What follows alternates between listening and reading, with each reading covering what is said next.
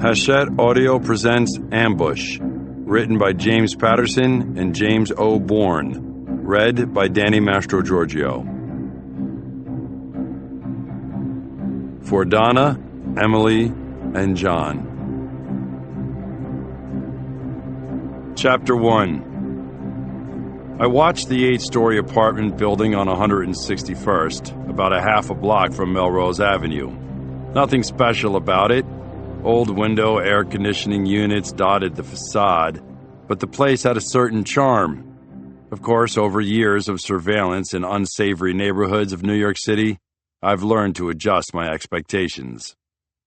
My partner Antrol Martins and I were sitting in his Crown Victoria. By tradition, the most beat-up car in our homicide unit went to the rookie on the squad. Despite its faint odor of vomit, Martins had handled the assignment of the shitty car with grace in his 6 years with the NYPD. He understood he had to earn his place in the unit, but there was no doubt he was on his way up. I thought he was exactly the kind of cop we needed in a command position. I wanted this arrest to go well for him.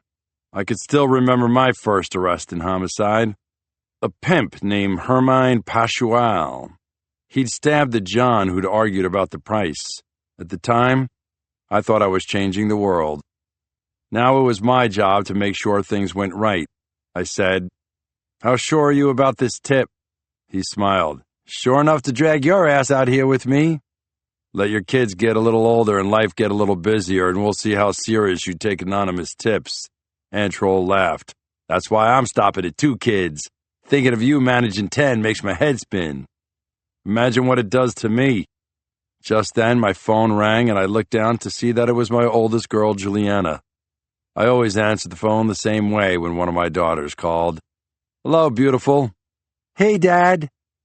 There was no teenage disdain today. She was excited about something. "What's going on, sweetheart?" "I've got big news, but I have to tell you in person." "How about at dinner tonight?" I smiled when I heard her giggle. She was not a giggler by nature, so this had to be something good. Harvard flashed in my brain, although I would have preferred Columbia, a few blocks from our apartment on the Upper West Side. Juliana said, "I can't wait. I'll tell the whole family at once. I gotta go. Bye, Dad. Love you." Before I could even say, "Love you," back, the connection was dead. Antrol deadpanned. "Can we squeeze some police work in now? After all, this tip was called in to you. I just happened to answer the phone at your desk." "Well, let's call Alice and Chuck to come with us, maybe Harry, too." Antrol said, "Why the party? We can grab this dope ourselves. We get all the glory, and it'll be easier to talk to him. He's a suspect in a murder, and we're NYPD detectives. I thought in the old days you guys used to make arrests by yourselves." "Yeah, we also used to get shot more frequently." "Am I going to have to shame you into coming with me? Besides, if we have a few minutes alone with this guy, who knows what he'll tell us. I hate it when rookies make sense. Let's go."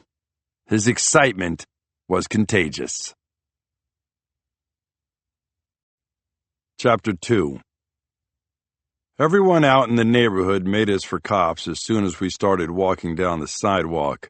It wasn't as if we were working undercover, but a young black guy in a sharp suit and an older white guy wearing a sport coat to cover his gun. We could have been in uniform and not been any more obvious.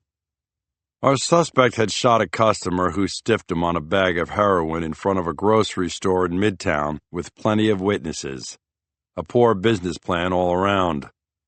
The tip said the suspect was in apartment 416. I didn't trust the elevator to make it up all 4 floors without some sort of issue, so despite Antrol's objections, we took the stairs. It gave me a minute to talk to my headstrong partner. I said, "Nothing fancy. We knock and hope he answers. Maybe we try the door to see if it's locked. Otherwise, we come up with another plan that may or may not involve the SWAT team. Got it?" Antrol nodded. At each landing, I took a moment to get a feel for the surroundings. Antrol probably thought I needed to catch my breath, but this climb was nothing compared to the basketball games I played with my kids. I took it slow because every apartment building has its own aura. Sometimes it's because of the tenants, and sometimes it's because of the area. Either could kill you if you weren't careful. On the fourth landing, I said, "You ready for this? It doesn't matter what happens. You've done a good job getting us this far. Now we have to use our heads." "You don't have to talk to me like I'm some kid out of the academy. I have 4 years patrol experience and 2 years in the detective bureau. I'm only new to homicide. Homicide detectives are not the only ones who make arrests. I don't have to talk to you like that, but I enjoy it. That's one of the advantages of being senior." I appreciated the smile that spread across Antroll's face. Feeling out a new partner is always an ongoing process, but this guy was all right. He said, "This suspect might be the key to some of the unsolved homicides connected to the heroin dealers up this way." "Could be." Antroll was looking at the big picture, rare with new homicide detectives. He showed a ton of promise. The fourth-floor hallway was empty. That was always good. I paused at the stairwell and just listened to the sounds of the apartment building for almost a full minute. Nothing unusual. Latin music from one apartment, someone talking loudly in another. As we carefully made our way down the hallway, I heard a TV playing a daytime talk show in another apartment. The cheap carpet was uneven over a wooden floor that broadcast sound. A wide set of windows at the end of the hallway took the edge off the gloomy vibe of the building. Then we found ourselves in front of apartment 416. Antroll slipped to the other side of the door and drew his Glock service weapon. I pulled my pistol too, though I thought it was a little premature. We listened at the door, and I put my hand against it to see if I could feel any vibration. Unexpectedly, it pushed open a few inches. I looked to Antroll, who angled his head to see into the apartment. That was odd. Drug dealers in this neighborhood rarely left their doors unbolted, let alone open. It was nice to catch a break once in a while. From my angle, I could see the suspect we were looking for sitting on a couch under a wide, dirty window. His head leaned back on the rear of the couch. He wasn't moving. I motioned to Antroll that I saw someone inside. The young detective nodded and turned before I could tell him to wait. A shadow passed the open door, and I heard someone inside. It was a single word, some kind of command. I wasn't even sure what language it was, but the subsequent gunfire was unmistakable. The door appeared to explode, and Antroll jumped to the other side of the doorway, his gun up. I crouched quickly and fired a couple of rounds into the apartment. I didn't see a target. It was just to keep the shooters behind cover. We had to move and move quickly. The gunfire didn't slow down. This was an ambush. Chapter 3. Alexandra Alex Martinez aimed her Canon EOS 5D Mark III digital SLR camera at the tallest of the three young men, dressed only in tight white underwear. The abs of all three looked like ice trays, and their arms had just enough meat on them. But the tallest of the three, Chaz, was special. The camera loved Chaz.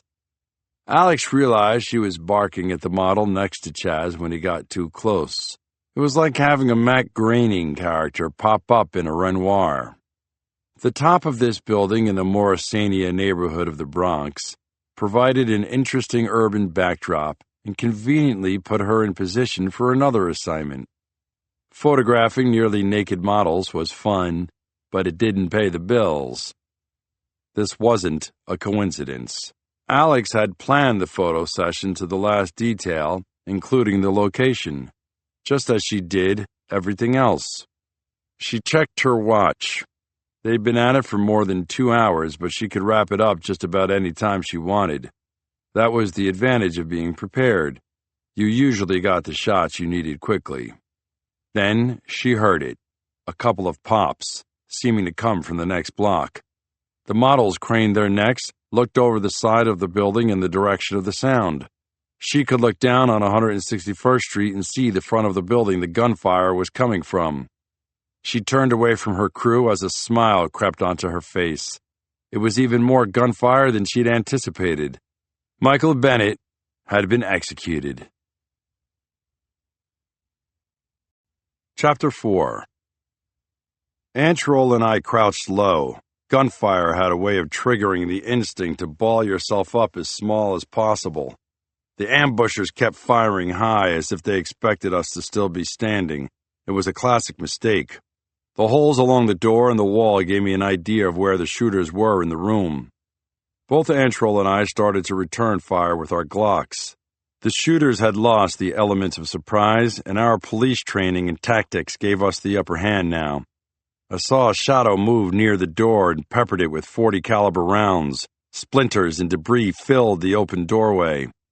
A bullet pinged off a metal doorframe across from me.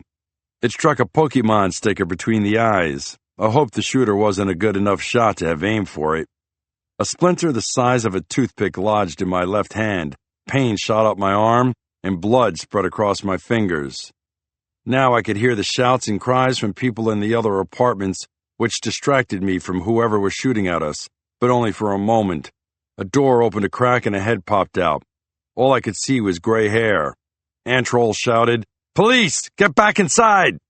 Someone yanked the old man back into his apartment. Antrol backed against the far wall of the hallway and scooted to my side of the door just as a wave of shots hit the spot where he had been crouched. Shouting at the civilian had given away his position. He hunkered down next to me with his pistol up, and I felt the tide turning. All we had to do was move down the hallway and wait for the cavalry to arrive. Calls to 911 had to be flooding in about now. Time was on our side. Then a shotgun blast blew a hand-sized hole just above my head. Jesus Christ! It felt like it had come from a bazooka. I choked on some of the drywall dust launched into the air and blinked to clear it out of my eyes. Sweat gathered on my forehead, and I felt myself pant. The shotgun racked on the other side of the wall. The shooter would fire again at any second. Antrol yelled, "Clip!" He was reloading, so I needed to keep my gun up. Our training would save us. I saw a shadow pass the hole in the wall where the shotgun had done its work, and fired twice as Antrol opened up on the doorway again. Someone hit the floor hard on the other side of the wall. Bullets hit the wall all around us after Antrol fired. He stumbled awkwardly onto the floor. I looked down and saw that Antrol had been hit in the leg. Blood was pumping out onto the cheap carpet, making the washed-out colors in the fabric come alive with red. I leaned in close and said, "Can you walk?" "If it will get us the hell away from here, hell yes!" I felt like maybe the gunfight was over. No one was shooting, a welcome change. Something flew out the door and bounced back off the wall. It made an odd thumping sound on the floor right in front of the door. I saw it roll around in odd arcs on the ground. Too late, I realized it was a hand grenade. Chapter 5. My eyes focused on the old-style Army pineapple grenade, almost hypnotized. Instinctively, I reached down and grabbed Antrol by the collar. He raised his pistol and fired at whoever had tossed a hand grenade from the other side of the door. It was tough pulling 180 pounds across the rough, cheap carpet, an exercise in physics and friction.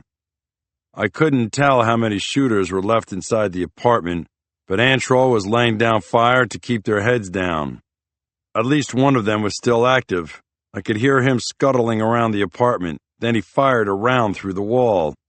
Someone at the other end of the hallway popped out of an apartment and started to run. A young man in a white t-shirt disappeared down the stairwell. It distracted the shooter in the apartment, too. For an instant, everything went quiet. When I had dragged Antrol a few feet down the hallway, his collar gave way and ripped completely from his coat. I tumbled backward onto the floor and felt a sting of pain. A finger on my left hand turned awkwardly. I desperately reached out to grab my partner again. It felt like I had dropped him down a well. I shouted something, but by now, my ears were ringing so badly, I don't even know what I said. That's when it happened. The grenade detonated. A giant wave of light and heat. I don't know that I'd ever experienced anything close to it. I couldn't even say it made a sound. My ears shut down so fast. I felt pain on my forehead, but only for a moment. Then everything went cloudy. Then it went dark. Chapter 6. Alex stood with the nearly naked men on the edge of the building, looking toward the sound of the gunfire. She casually raised her camera and focused it. She knew exactly which building the sound was coming from. She knew which building it was because she had chosen it, just as she had set up this photo shoot.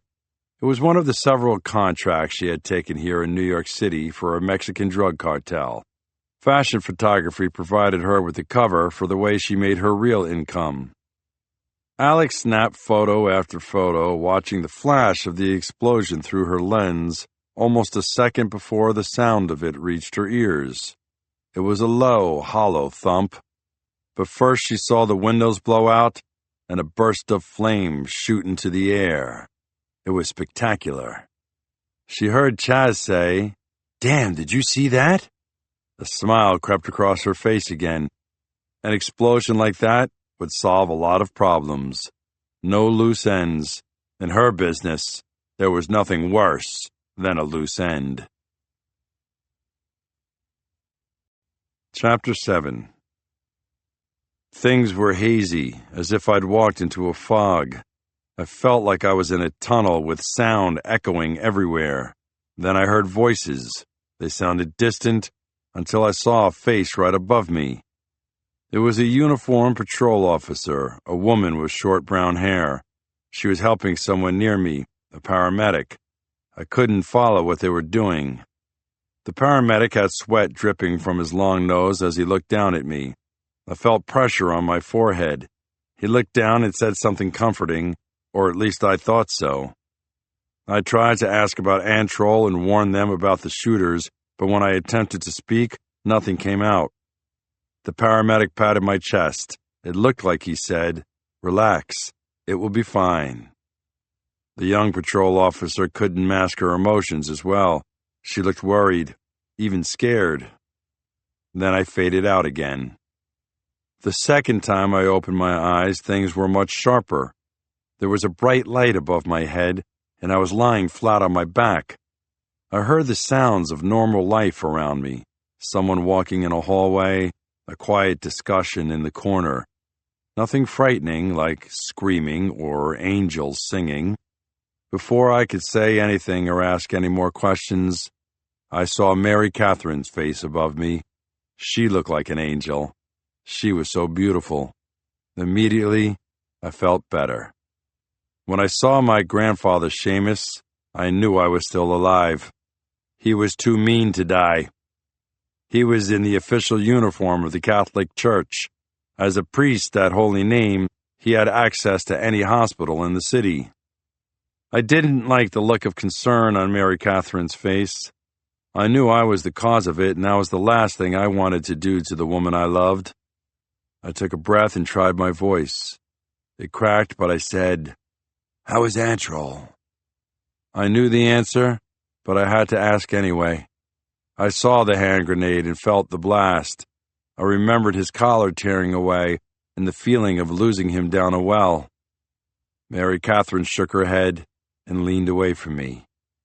Seamus stepped up and said, "I'm afraid your partner was killed in the blast.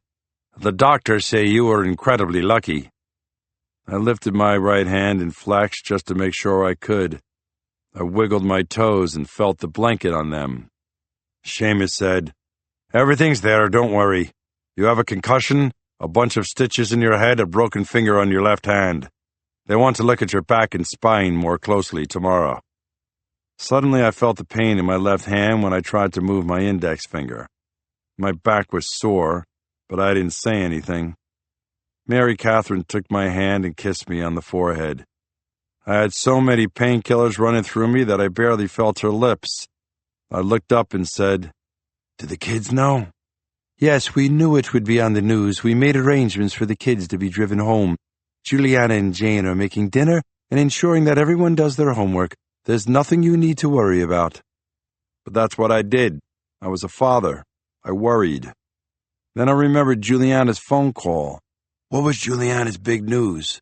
Please tell me it has nothing to do with a wedding dress or falling in love with a boy across the country. Mary Catherine gave me a smile. That's what I needed. "No, nothing like that. My guess is that Jane will be the first one to give us that kind of news. Oh, please don't tell me she's decided not to go to college and wants to travel the world alone. Seamus said, don't be an ass. That girl is saddled with your practical nature. She has big news and you're going to be happy no matter what it is. Your job is to just be proud. I'm always proud, but I can be worried too. I'm a father. And I'm your grandfather, and I never worried that much about you. It didn't matter how old I got. My grandfather still treated me like I was an 8th grader. And somehow, though I would not admit it openly, I liked it. Mary Catherine indulged me. Juliana landed a TV role. It's a locally produced drama. She's very excited about it, so no matter what she says, don't ask questions about who's producing it or what she's expected to do. Ease into it a little bit. It's a legit production company, even if it's not very big. I supported my children in everything they did. I also tended to get involved in everything they did. This was no different. I looked up at Mary Catherine and said, I'm happy for her and can't wait to see her on set. Chapter 8. After I talked to Mary Catherine and Seamus, Harry Grissom came into the room. The lanky lieutenant looked like he could have been a gunfighter in the Old West. His weather-beaten face gave no hint that he worked in New York City for the past 25 years, though his Brooklyn accent did. His droopy mustache hid a knife scar only longtime colleagues knew about. I knew his presence meant that he was worried about me, but like the professional he was, he got right to the important questions. Who gave you the tip? I shook my head. Antrol took the call. Why didn't you call for backup? I shrugged. What was I going to do? Throw my late partner under the bus? Finally, I said, it didn't seem like a great tip at the time. You know how it is. Thank God he'd worked the street and really did know how things happened, what good cops had to do just to make a case. If you went by the book on everything, nothing would get done. Harry shook his head. This whole thing screwed up. Your suspect, Emmanuel Diaz, was dead hours before you got there. 2 of the shooters are dead and 1 is in the ICU with a couple of bullet wounds and shrapnel from the grenade. So it was an ambush. We're not sure. Who knows what went on? You might have interrupted a rip-off and they were searching the apartment. To be on the safe side, the NYPD is not releasing any details about you or Antrol. The hospital staff know to keep things quiet. Well, I like the sound of that. It might keep the media circus away from you for a few days. Then the swinging door to my room opened, and I had a quick peek at an attractive young woman with a baby in her arms, holding the hand of a little boy in the hallway. I recognized Antrol Martin's wife, a Wall Street banker, and their 2 young children from photos on his desk. Antrol's world revolved around his family. It hurt to know what they were going through right now. I wanted to call out to her, but the door closed. All I could do was lie there in silence. Chapter 9. Alex Martinez was back in her comfortable hotel room after a quick drink with the crew and models from the shoot to show them how happy she was with their work.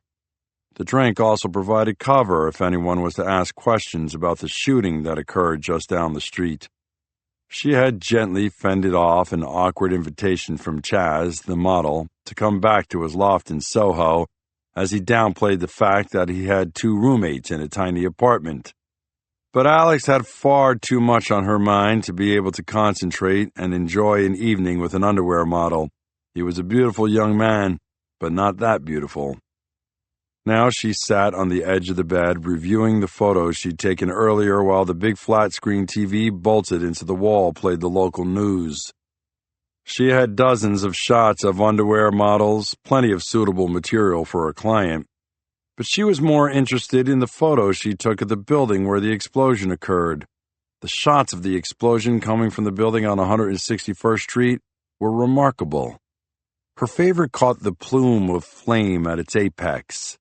It was at least 3 meters out the window, with sparkles of glass around the flame catching the sun just right. She couldn't have planned a better photo. It made her appreciate how hard wildlife photography would be. Patience was the key. Patience and a lot of shots with a good lens. The photos of the explosions were striking, but they didn't provide her with any information she could use on her job. She needed to know if her target, Detective Michael Bennett, had been killed in the explosion in order to officially close out her contract. When Alex heard the TV news anchor mention a shootout, she looked up. They were calling it the Battle in the Bronx. It might not have made the news if it were just gunfire, Alex thought. But add an explosion to the mix, and it caught their attention. The anchor revealed that there were several fatalities, but there was no mention of police officers down or even injuries. That was frustrating. She did learn that one of the suspected gunmen was in critical condition at New York Presbyterian Hospital in Washington Heights. Alex had hired some local gunmen from a Dominican gang. They came highly recommended, and she liked to distance herself from some of the action. It confused local homicide detectives when there was evidence of a gang with multiple weapons. They didn't think lone assassin in a case like that. All she wanted to do now was close out the contract and return to her ranch in Columbia, at least for a little while, until she had to come back to New York and finish her other business. Her stomach growled, and she realized she had forgotten to eat. She needed to get out, relax a little bit, and wait for the information she needed to become public. Alex stepped into the bathroom and combed out her long, dark hair. At 5'6", with muscular shoulders and other curves, she knew she'd never be a model, but she appreciated what God had given her to work with. Her version of self-reliance would terrify most people. It required constant physical fitness and mental sharpness, without slipping. And right now, self-preservation meant she had to get the hell out of New York as soon as possible. Chapter 10. Despite my arguments, the doctors wouldn't release me from the hospital that night, and it was too late to let the kids visit me. A day without seeing my kids was torture. When I told the doctor that, all she said was, "Then this is our version of waterboarding." Dr. Carol Frederick looked like she was 15, but I could tell by the way she handled me that she was a veteran of emergency room medicine and experienced at dealing with stubborn patients. Even patients who were with the NYPD and had an army of children to back them up if they needed it. Dr. Frederick said, "And please don't think you can change my mind. I have a 3-year-old at home, and I can assure you that if she can't make me budge on a decision, neither can you." I believed her. They set me up in a semi-private room where my obese roommate was unconscious when I arrived. I didn't know if that was a permanent state or one that just occurred nightly, but it was clear that the man wasn't stirring for the rest of the night. Mary Catherine tucked the blankets around my chin like I was a child. She began updating me about the kids, speaking so softly it was hard for me to hear.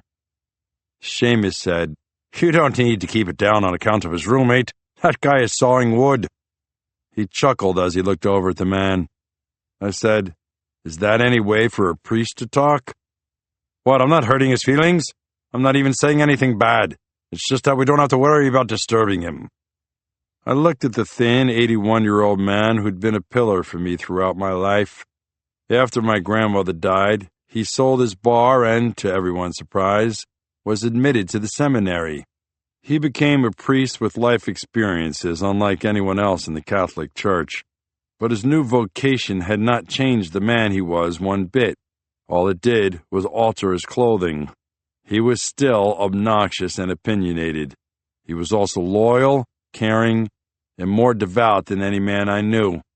He loved each one of my 10 adopted children as if he had been there at their births, and he cared for my first wife like she was his daughter. When she died of cancer, he was as lost as I was. And now, years later, he had accepted Mary Catherine into the family wholly and unconditionally. I said, "It's getting late. Why don't you guys get some sleep? I'll be home sometime tomorrow." Mary Catherine said, "I am staying here tonight." "In that chair? I don't think so. Get a good night's sleep, and I promise it'll be better for all of us tomorrow." Mary Catherine took a sharp tone, which always brought out her Irish accent more acutely. I won't sleep a wink tonight, whether I'm lying in our bed or sitting in that chair, so please stop arguing with me. I knew when I was beaten. I had to be satisfied that at least Seamus was going to go home and rest. Mary Catherine moved to the edge of my bed and carefully brushed hair away from the stitches in my forehead. I liked the feeling of her fingers playing with my hair and the warmth of her body close to mine. After a few minutes, I said, "Thank you for staying. This is nice." "Yes, it is. I'm sorry you have to get blown to smithereens just so I can have a few quiet moments with you." "Oh, you know that's not true. I always have time for you." She smiled and said, "Oh, I know you do. It's just that with the kids and everything else, alone time is a precious commodity. You know, if we went on a honeymoon, we'd have plenty of time alone together." I said it casually, but was afraid I was crossing a line. We had discussed dates for our wedding, but I kept getting the feeling Mary Catherine wasn't quite ready. She said, "If we went on a honeymoon while you were in this kind of condition, I'm afraid you wouldn't survive." Somehow I managed to chuckle. The movement hurt my back. She said, "Well, let's not talk about the date just yet. We've got plenty to work out before we take on the planning of the wedding." It was hard to argue with logic like that. I was about to suggest she climb under the covers with me when the door to my room burst open. A tall, African-American nurse with stylish glasses and a somewhat severe expression stared at us. The middle-aged nurse said, "I know I'm not seeing a visitor in a semi-private room more than an hour after visiting hours are over. Tell me that's not what I'm seeing." Mary Catherine stammered, "Well, you don't understand." The nurse didn't let her finish. "No, sugar, you don't understand. I can't show any favorites. Even if this young man is a hero and risked his life for the city today, it's my job to make sure pretty young things like you don't throw off his schedule. Now, you need to head out of here, get a good night's rest, and come back at 10 a.m., not before. Wait until at least 10 o'clock. I had to smile. That was how you handled someone. She could have been a cop or a priest or a teacher. Thank God she was a nurse. Chapter 11. Alex slipped into Oretsky's patroon well after the usual dinner crowd had gotten settled. The popular steakhouse near 46th Street and 3rd Avenue was one of her favorite stops in the city. There was no denying her South American heritage. She was a meat eater. Deciding that a seat at the cozy bar was her best bet, Alex slid onto an empty stool at the end of the bar with no one near her. She ordered a glass of 2010 Carmignano from the thin bartender, whom she recognized. He gave her a quick smile and even managed to wink his drooping right eye. After she ordered her favorite dish, the roasted veal chop with fennel and vegetables, she relaxed for the first time all day. She liked the comfortable atmosphere of the bar.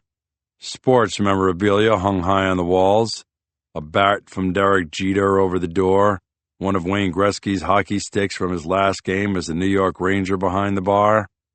She sipped her wine and thought about her life back in Colombia. That was where she wanted to be, in the open spaces with people who loved her, not in a crowded, dirty city with people she was paid to kill. She was a little bothered that she couldn't find the information she needed to close her contract on Michael Bennett. The Mexican cartel liaison she dealt with, who constantly bragged about his contacts, wasn't able to help her either. She learned a new lesson about depending on the cartel's contacts. She hadn't developed her own for this job and was in the dark. She didn't like the feeling. Her cartel contact knew only that one of the gunmen she had used was at New York Presbyterian in the ICU. Alex wasn't going to let that ruin her night. She lingered over her delicious meal and even chatted with the bartender a little bit. He had an Eastern European accent, but his name tag said Larry. She watched the couples come and go through the restaurant. This time of the evening it was a decidedly younger crowd, stockbrokers from Wall Street and other young people who thought they would rule the city one day. Those kinds of ambitions had never interested her. She had wanted to do something creative since she was a little girl. It wasn't until she was older, after her father was murdered, that she discovered you could be creative in any number of jobs. Her father's death, from a single gunshot wound to the head, had affected her in so many ways. Most of them she preferred not to explore too deeply. She'd get nothing of benefit by hanging on to the past. Her fashion photography had provided a welcome outlet for her creativity, and surprisingly, she could mix her two occupations with some frequency. It was easy to scout locations for both a photo shoot and a contract. They didn't necessarily have to be two different places. Once she had finished most of what was on her plate, just as her mother had taught her to do, Alex raised her hand to catch the bartender's attention. She noticed that, in addition to his drooping right eye, Larry had a shuffle in his gait. He seemed a little young to have suffered a stroke. She wondered if the secret police in his home country were anything like the police she had dealt with in Colombia over the years. She pulled a simple Yves Saint Laurent leather wallet from her purse. Before she even had it opened, Larry raised his hands.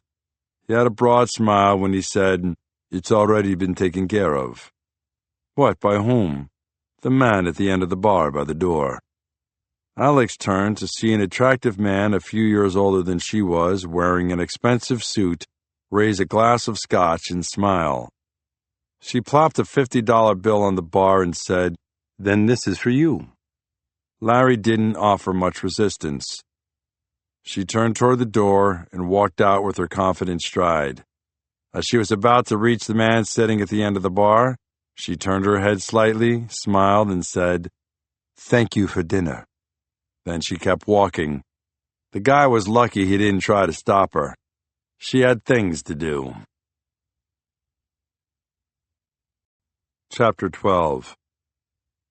The floor nurse had made the hospital policy clear to Mary Catherine, and my fiancée left without too much fuss. Although I liked having her with me, I felt better knowing she was home and would have a chance to sleep. Besides, it would be more comforting to the kids in the morning if she were there.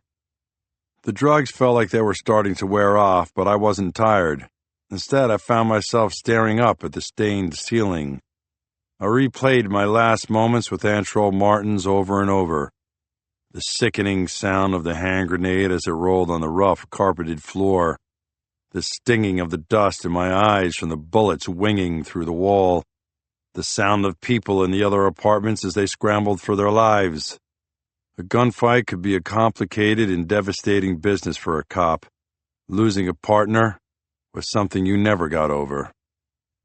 I heard my phone ringing somewhere in the room. My son Eddie liked to change the ringtone every few days. For the past week, it had been Robert Plant belting out the words, "And she's buying a stairway to heaven." It took me a few moments to realize it was close to me in the drawer of the night table right next to my head. I fumbled with the drawer and snatched the phone up. I didn't recognize the upstate New York number, so I answered it with, "Michael Bennett." A woman's voice said, "Mr. Bennett, this is Kathy Morse. I'm the inspector at the Gowanda Correctional Facility." Inspectors investigated crimes at prisons. I had a flash of fear about Brian, who was housed at the facility. I blurted out, "Is Brian okay?" The inspector said, "I'm sorry to say that your son Brian has been stabbed." I thought I might black out for the second time that day. Chapter 13. After I had heard all the information Inspector Morris was willing to divulge, I lay back down and considered my options. It was hard to picture my little boy being stabbed. Brian had suffered severe lacerations to the face and 2 puncture wounds to his abdomen. It had been an official report delivered in clinical terms, but I knew what a knife attack looked like. Knife wounds are ugly and shocking, even if you don't know the victim. Thankfully, the administration had shown some common sense and immediately moved him by ambulance to a hospital near Buffalo. Brian was serving a term for selling drugs. It was a mistake that would affect him and me for the rest of our lives. He never could explain why he did it, just that he got in deeper and deeper, then couldn't get out. He had worked for a lowlife who used kids to sell his shit. Brian was lucky. Some of the kids selling synthetic drugs, including meth and ecstasy, had been killed. The cartel that ran the business had used a 15-year-old boy named Diego to handle competition and potential witnesses. I tracked Diego down to the library on Columbia University's campus, where we chatted for a few minutes before he pulled a pistol and tried to kill me. Unfortunately, I was forced to shoot him. It troubled me still. This was no coincidence. The ambush on Antrol and me was connected to Brian's attack. I just had to think clearly to figure it all out. Now the question was, how could I escape and make my way to Buffalo? There was no question I was going to see my boy. There would only be a problem if someone was foolish enough to get in my way. I found my pants folded across the chair at the back of my room with my shoes underneath it. I had no idea where they came from or who had bothered to fold them. My shirt was nowhere to be seen. I can imagine what the person who found it thought when he or she saw Antrol's blood splattered across it. My police ID was in the same drawer as my phone. I had what I needed. I borrowed a shirt from my roommate's closet. The color matched my khaki pants, but it was way too big. I tucked it in as best I could, looking like a kid wearing his father's long-sleeve shirt. Pain shot through me as I adjusted the shirt, then pulled my belt tight to give my back some support. It didn't help much. The room dipped and spun a couple of times as I got dressed, but the longer I was on my feet, the steadier I felt. I peered out my door and didn't see anyone at the nurse's station. Why would I? It was the middle of the night and nothing was going on. I slid down the hallway quietly, like a ninja. At least in my current state, it felt like I was a ninja. I took the elevator all the way down to the lobby. Once there, I walked through as if I were just another visitor. Why not? Security was intent on keeping people out of the hospital, not in. Out on the street, I realized my plan wasn't completely thought out. What now? I couldn't walk to Buffalo. Then I remembered Eddie teaching me about my new apps. I grabbed my phone and hit the Uber app, and a few minutes later, a black Dodge Charger pulled up in front of me. It felt like magic. As I hopped in, all I said was, "Need to go to Buffalo." The tubby white guy behind the wheel turned and said, "I can't drive to Buffalo." "Sure you can. Just head north on I-87. I'll guide you the rest of the way in." The driver had no sense of humor and said, "Let me rephrase that. I won't drive to Buffalo. It's too far." I took a moment to think, then gave him the address of my apartment instead. The Ford 12-passenger van we used to tote around my army of a family was in its usual spot in a parking garage across from our building. The family tank would be my chariot on the ride to Buffalo. The spare key was under the rear bumper, conveniently, though it wasn't easy to grab when my muscles were stiff and pain made me groan with the slightest bend. Now I was sure the painkillers had worn off completely and I could drive safely. Unfortunately, that meant I was in incredible pain. Life is trade-offs. I couldn't twist in the driver's seat and bumped a support pillar backing the van out. But just like when I stood after lying in the bed, the longer I was behind the wheel, the better I felt. All I could think about was Brian and getting to him. Chapter 14. The hospital in Buffalo looked like any other hospital, and God knows I've seen too many of them recently. But once I got inside it, it had a very different feel from a New York City facility. It was quiet and security was lax. An elderly woman at the information desk told me Brian was in room 315. I slipped up to the third floor with the intention of heading right to Brian's room.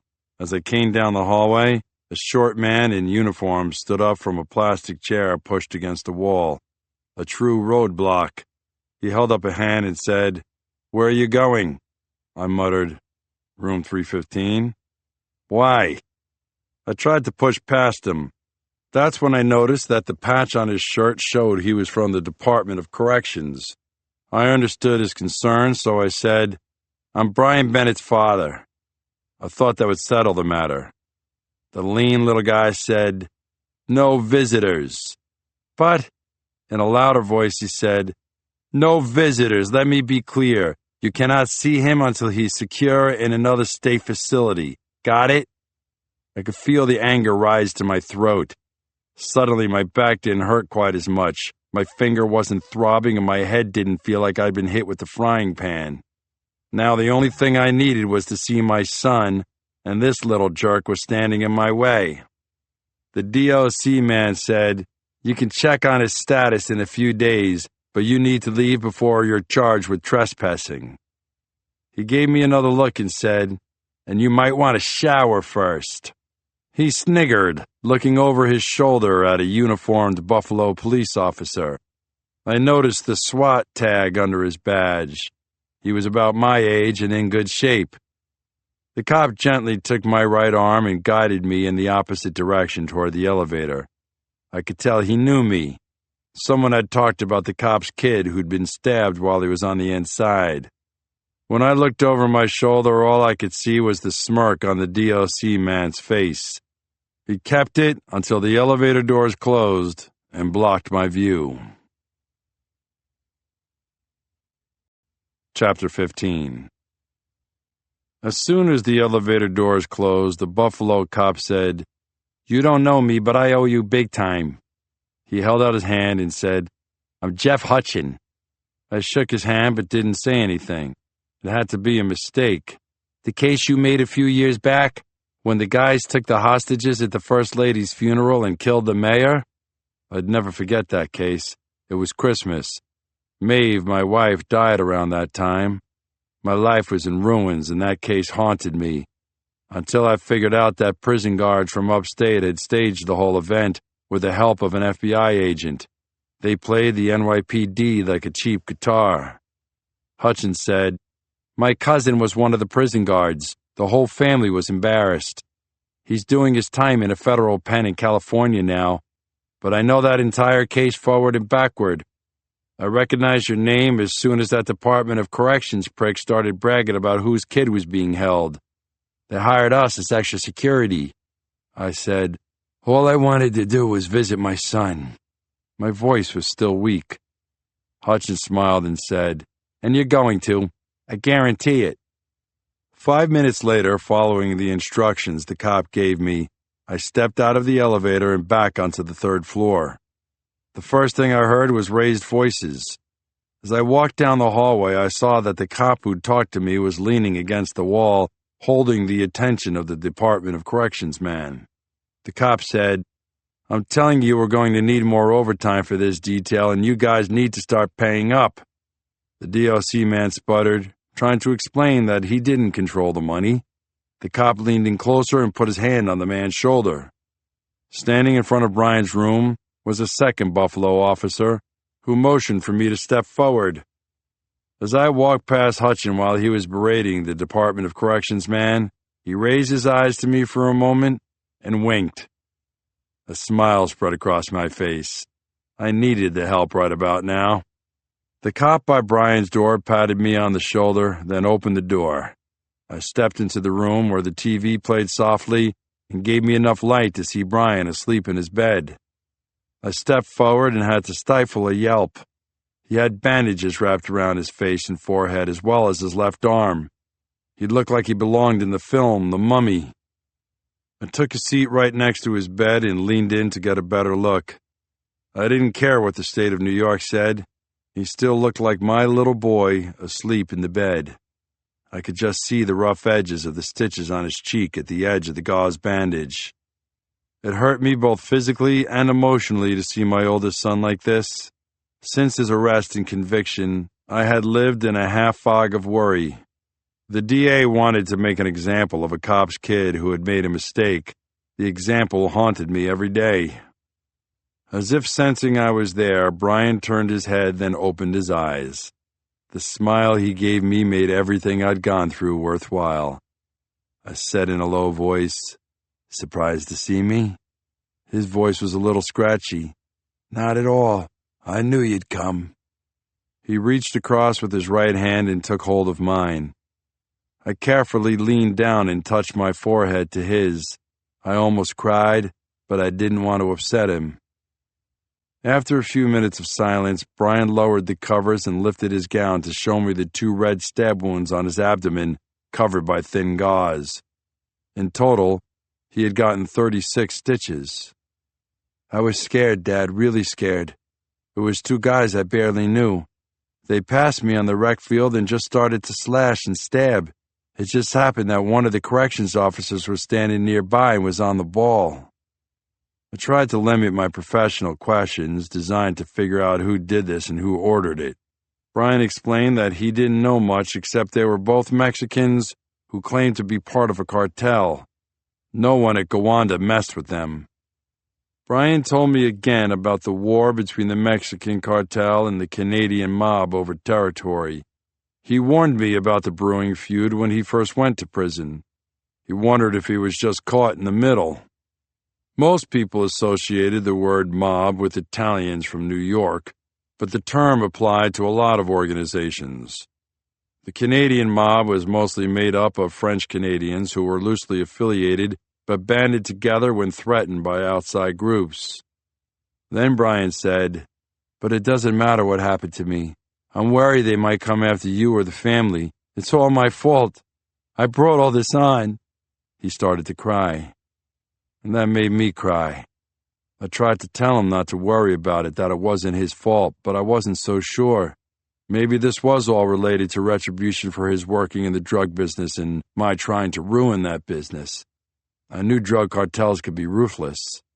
I said, "Brian, you're not responsible for other people's actions. You're a good kid who made a mistake.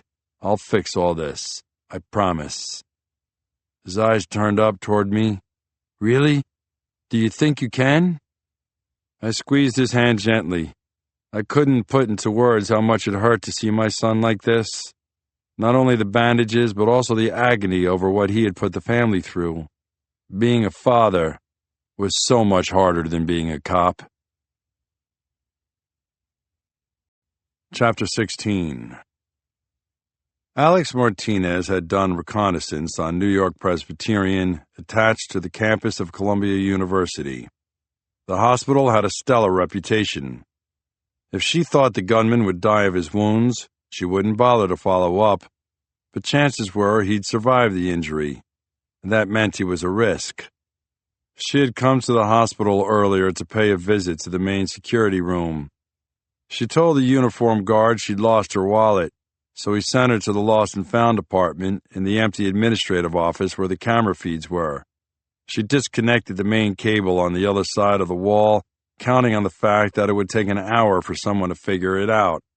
Now, in the late afternoon, no one seemed to notice her as she walked down a fifth-floor corridor pushing a gurney.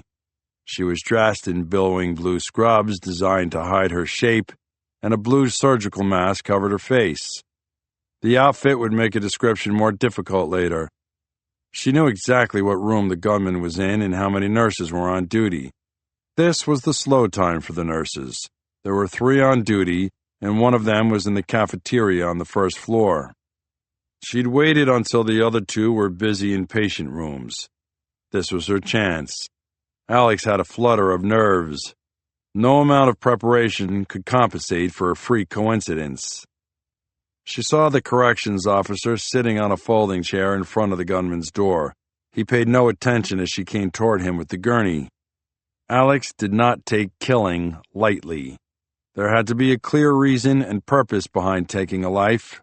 Usually, that reason was money. Her heart beat faster as she scanned the man for weapons. All he had was an ASP baton on his belt, but he was fit and muscular. She knew she'd have to act decisively. Just as she started to squeeze past the uniformed corrections officer, he stood up to give her more room. She liked good manners. He smiled and said, "Can you manage okay?" He made sure she got a good look at his biceps as he held up his hands to let her pass. She nodded and said, "Aren't you nice?" Alex noted his relaxed demeanor. "Perfect." When the gurney was past him and she was inches from the officer, she pulled a taser from under the sheet on the gurney. The guard stared at her for a moment, trying to make sense out of what he was seeing. Alex jerked the trigger and fired the weapon before he had worked out what was in her hand. The 2 tiny darts that carried the charge lodged in his neck and chin. He tried to reach up, but the charge came too fast and too strong. He made a short gurgling sound Alex could just hear over the crackle of the taser, sending the electrical current coursing through his body. After a moment, he dropped right across the gurney. Alex calmly stepped forward and jabbed him in the neck with a hypodermic needle filled with a relatively small dose of ketamine. He'd be out for 20 minutes. It was easy to push him the rest of the way onto the gurney. There were only a couple of pillows underneath the sheet. Then she turned the handle to the gunman's room and was inside in an instant. The door banged open as she dragged the gurney into the room. Alex glanced at her watch. 2 minutes had gone by since she started pushing the empty gurney. She was well within her time frame. She took a breath to keep calm and centered, then turned toward the bed. The Dominican gunman was about 30 and had both his arms strapped to the side of the bed. A plastic oxygen mask clung tightly to his face. He looked over and for a moment appeared hopeful. He must have thought it was a rescue attempt. She stepped across the room with another hypodermic needle in her hand. This one she had filled with a homemade concoction that included sedatives and cyanide, fast and absolute, like the judgment of God. The gunman's eyes grew wide, but he didn't say a word. Alex said, "I'm very sorry to have to do this. I can't risk what you might say when you recover." She injected the solution into his IV bag. The young man knew exactly what she was doing. He started to thrash in the bed and make a mewing sound underneath the oxygen mask. She watched the milky white substance quickly work its way through the tubes and into the man's arm. Alex patted his forehead and brushed his hair with her fingers, trying to keep him calm. She softly said, "It's okay. Just calm down." In less than a minute, he had stopped thrashing, lulled into a stupor, and then his breathing stopped altogether. On her way out of the room, Alex turned the corrections officer's head to make sure he had an open windpipe. He was breathing regularly, and his pulse was strong. All in less than 3.5 minutes. Chapter 17. Alex kept the surgical mask on as she hurried out of the room. The corrections officer didn't move. She'd remember that dose of ketamine. As Alex reached the end of the hallway, the elevator directly in front of her opened. She was surprised to see another uniformed corrections officer with a pistol and a holster on his hip. This guy was taller and older than the correction officer she had just dealt with. That might mean he had more experience and common sense. He smiled at her, then looked down the hallway. She held her breath. The corrections officer looked right at Alex and said, "Where's the officer who's supposed to be guarding that room?" He had a hint of annoyance in his voice. Alex stayed very calm and said with authority, "He followed a doctor and the patient down to the CAT scan room." She stayed right in front of him, hoping he bought her story. She casually reached behind her back and gripped the taser, tucked into the pants she was wearing beneath the surgical scrubs. It would be a little messy to taser this officer right in front of the elevator, but she'd do it. Then she had an idea. Alex said, "Come with me and I'll show you exactly where they went." She waited for his response. If he hesitated too long, she would just use her taser. It was either that or her stiletto into his brain. She didn't really want to spend the time on either option. The corrections officer said, "They should have told me, but okay, I guess it's no big deal if I meet them in the CAT scan room." She stepped onto the elevator with him. He wasted no time in asking, "What's your name?" She was ready to answer, "Nancy Gorant." Her reconnaissance had included finding a nurse that was about her height with similar hair. It would muddy the waters later. "How long have you worked here, Nancy?" Alex knew to say, "A little over 4 years." When the elevator opened on the main floor, she pointed in the opposite direction from where she was headed and told the officer, "The CAT scan room is all the way down this hallway, then take a left and go to the end of that hallway. You should see it on your right at the very end." Alex watched him walk away in the direction she had pointed. Her plan had worked. She left her mask on and exited by the main door. No one would get a clear view of her face. They wouldn't be able to see the smile underneath the surgical mask as the feeling of satisfaction swept over her. Chapter 18. Returning home was trickier than I expected. I was greeted by the combined force of Mary Catherine's and my grandfather's anger over my foolish idea to drive all the way to Buffalo while I was still recovering. The doctor was mildly annoyed, but she seemed like a doctor used to dealing with stubborn cops. It was all worth it to see Brian and ease my mind, even if only temporarily. Now I was ready to spend an extra couple of days with the family, who seemed to like having me around during the day. Chrissy, the youngest, still liked to lay her head on my lap while I read to her or as she watched TV. Shauna, a year older, was content to just hang near me. I liked that. Trent and Eddie tested my ability to play rough. They quickly realized I was more fragile than usual when a stitched wound on my stomach started to leak blood. The wrestling match ended quickly, but I appreciated that my boys still enjoyed roughhousing with me. The twins, Fiona and Bridget, were involved in a project on the dining room table. It was some kind of quilt that Bridget had started, but she'd quickly gotten in over her head. Mary Catherine rescued her and recruited Fiona to help her finish. Ricky enjoyed making me special lunches that always had a decidedly Cajun flair. For a kid who'd been raised in New York City, Ricky knew his way around jambalaya and gumbo. If you would have told me one of my kids would get upset because he couldn't find fresh okra in the city, I would have thought you were crazy. But I had slowly reconciled myself to the fact that both Jane and Juliana, my pretty teenage girls, had their own lives. All I asked was that they remain good students and study during the week so that they would have time to go out on weekends. Juliana had been sitting quietly in the recliner at the end of the couch, petting our cat, Saki. I could sense that she was waiting for a chance to talk with me without an extra set of ears around. Her long dark hair twisted over her shoulder and made me realize just how beautiful she was. When we adopted her, she was only 2 months old, and even when she was just a toddler, her bright brown eyes and brilliant smile always lit up a room when she walked in. I stood up, gently nudging Chrissy to the side. I said to her and Shauna, "You can watch TV for 30 minutes. Chrissy's eyes lit up. "Anything we want?" "Within reason. If you're going to go off our usual routine of TLC or public TV, try sticking to a cartoon or something that won't make you stay up at night." I knew that would be enough to hold these two in place. I caught Juliana's eye and motioned her out to the balcony. It felt good to step out into the fresh air. The wound on my head was healing, and the cool breeze on my face made it feel better. I wrapped an arm around Juliana. Holding my daughter near reminded me of her mother. Maeve had built this family.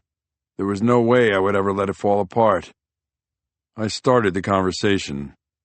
"I know you want to talk to me about your TV job, and I want to say how proud I am of you and how lucky that producer is for having found you." Her smile was enough reward for holding back my 500 questions. She wrapped an arm around me and gave me a quick hug. Juliana said, "Thanks, Dad. With everything that's going on, I was worried what you thought about it." "I heard about your audition. They picked you out of 200 young actresses." "I did the audition on a whim. I couldn't believe they picked me. All the filming will be in Brooklyn, and it won't interfere with school in any way. You know I'm going to be visiting the set, right?" "Come on, Dad. It's not like I'm a baby." "You're my baby. So I'll be the only member of the cast who has a chaperone." "I don't know about that." She looked at me, thinking I meant I wouldn't be visiting the set. Instead, I said, "Maybe other cast members will have chaperones as well." You can't always be the fun dad. Chapter 19. No matter how annoyed my children might be with me, it was a rule that we eat dinner together as a family every night. We were lucky to have an excellent chef in Mary Catherine, and recently she had been assisted by Ricky. Tonight, Ricky had shown her how to make a lovely lasagna. I could tell who had made the dinner before they said anything. Mary Catherine focused on meat and potatoes, reflecting her Irish upbringing, while Ricky was developing a talent for seasonings. It was a miracle that I didn't weigh 600 pounds. The other family tradition was my grandfather's grace before every meal. He had a knack for hitting just the right tone and subject. He spent his days as an administrator at Holy Name, but occasionally he would deliver a sermon, and there were few priests who could match him, though I would never flatter him by saying so. We all joined hands around the long table, which held an empty chair for Brian. He would stay in Buffalo for at least another few weeks, and I planned to visit regularly. Seamus started the prayer. Dear Heavenly Father, thank you for this wonderful meal. Thank you for letting us all be here together. And thank you for looking after Michael on his dangerous job and safely bringing him back to us once again. Please protect our Brian as he recovers from his injuries. And dear Lord, please look after our beautiful Juliana on her grand adventure. Everyone mumbled, Amen. When I raised my eyes, I saw that Juliana was smiling broadly at her great-grandfather. When you're one of 10 children, any extra attention is a big deal. When she looked across to me, her face returned to a scowl. I understood that. Someone had to be the tough guy. Sitting next to Juliana, her sister Jane had her back and gave me a similar look. Why not? Whatever they could talk me into letting Juliana do, Jane would be able to get away with soon as well. At least the acting gig was scheduled around her school and counted toward a course in acting. I avoided the silent confrontation by looking at Seamus and saying, Anything big going on at Holy Name? Have to perform any exorcisms, anything unusual? Being a subversive himself, Seamus rarely reacted when I prodded him. As he had often told me, I was a good person, if not necessarily always a good Catholic. That was the important thing. He said, Well, now that you mention it, I do have a new assignment along with all my other duties. And Mary Catherine said, What's that? Seamus said, I'm mentoring a new priest at the church. He was transferred from Bogota, Colombia. He's green, but he has some interesting ideas about handling the kids. And I like being able to shake people's attitudes when they're new to the priesthood.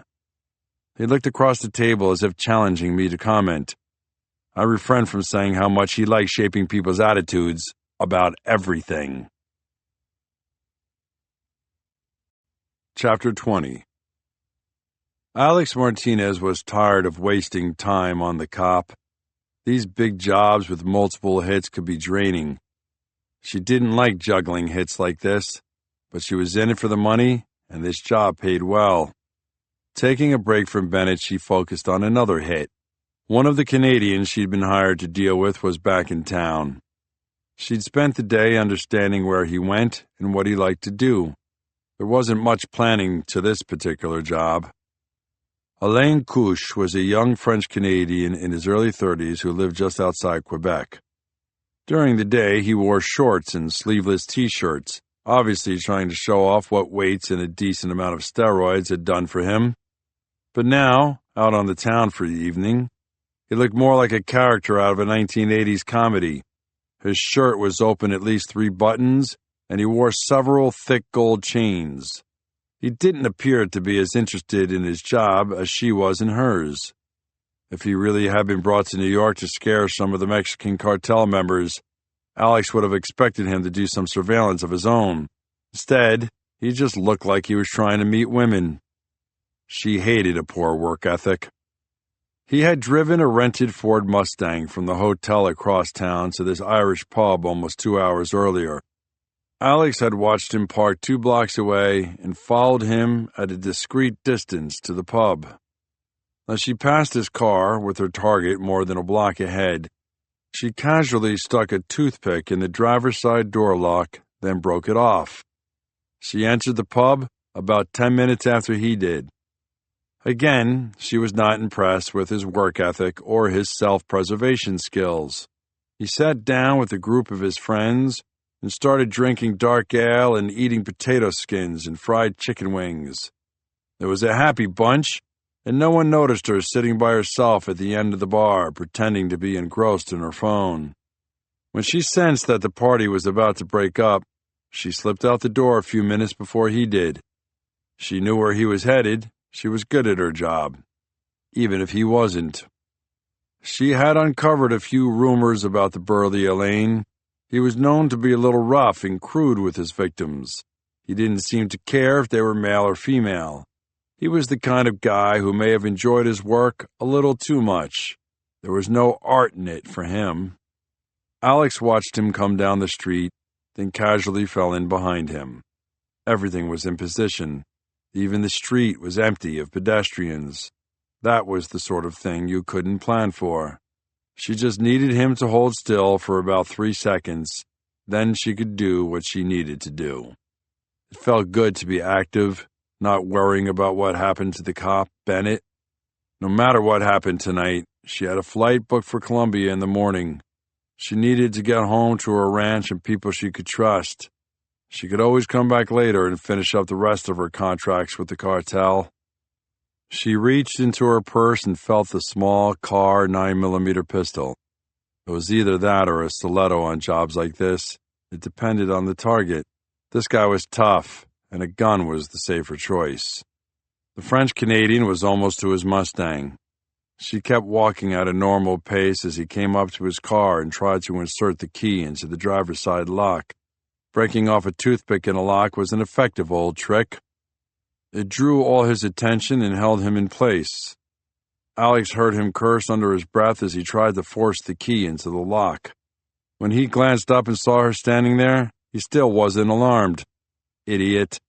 He gave her a smile and said, "Hello there." She could barely make out his accent as he spoke in English. "Hello yourself. Aren't you the pretty one?" Alex knew those were the last words he'd ever utter. She silently raised the pistol and sighted down the barrel. The 2 9mm rounds slipped through the barrel and silenced her with just a popping sound. Both rounds hit her target in the face, and he dropped to the sidewalk without a sound.